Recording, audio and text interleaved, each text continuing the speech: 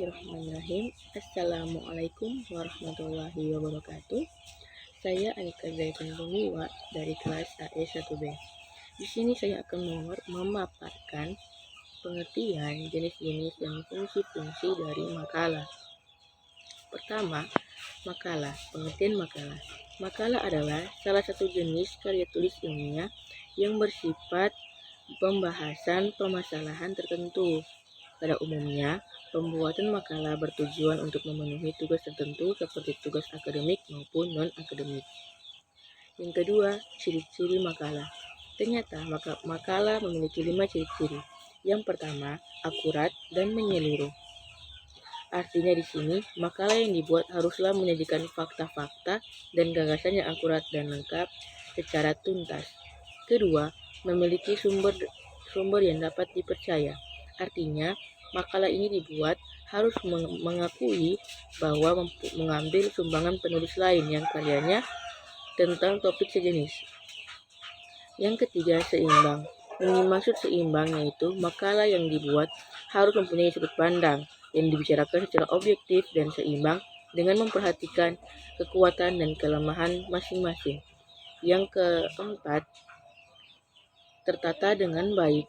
Penyusunan sebuah makalah harus tertata dengan baik dan rapi, mempunyai tujuan yang jelas sehingga mudah untuk dipahami oleh pembaca. Yang kelima, sistematis. Artinya, makalah harus dibuat secara tersusun dan rapi. Ketiga, fungsi makalah. Fungsi makalah ternyata ada 4 fungsi makalah. Yang pertama, makalah dibuat untuk melatih penulis agar mampu menyusun karya ilmiah secara benar dan cermat. Yang kedua, memperluas wawasan dan pengetahuan bagi penulis. Yang ketiga, memberikan sumbangan pemikiran baik berupa konsep teoris maupun konsep praktis.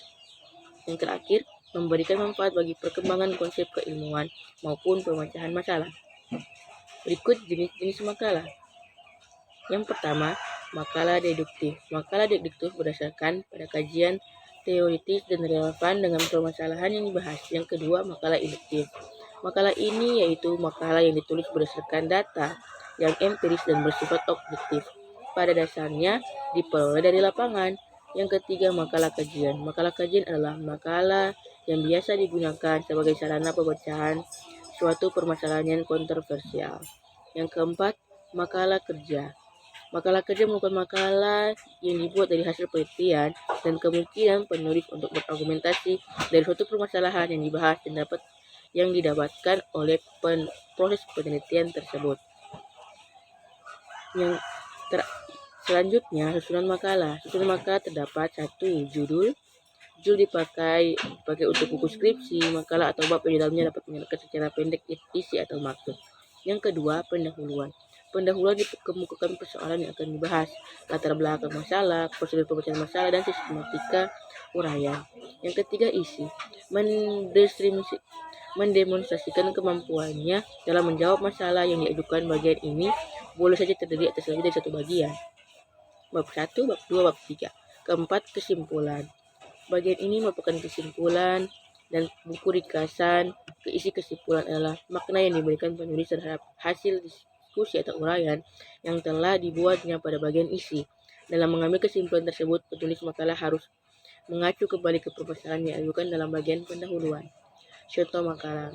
Biasanya makalah tentang pendidikan karakter. Ada kata pengantar, ada pendahuluan yang di dalamnya terdapat latar belakang, rumusan masalah, tujuan, dan ruang lingkup. Yang ketiga, bab kedua, pembahasan itu pengertian pendidikan karakter, contoh program pendidikan karakter, peran pendidikan karakter. Bab ketiga itu penutup, yang di dalamnya terdapat kesimpulan dan saran, dan terakhir daftar pustaka, atau di mana daftar pustaka ini mengisi terdapat referensi-referensi buku yang telah kita ambil dan kita sajikan menjadi isi dari makalah tersebut. Demikian pengertian dari makalah, fungsi, jenis-jenis, dan contoh makalah. Dan sekian, terima kasih. Wassalamualaikum warahmatullahi wabarakatuh.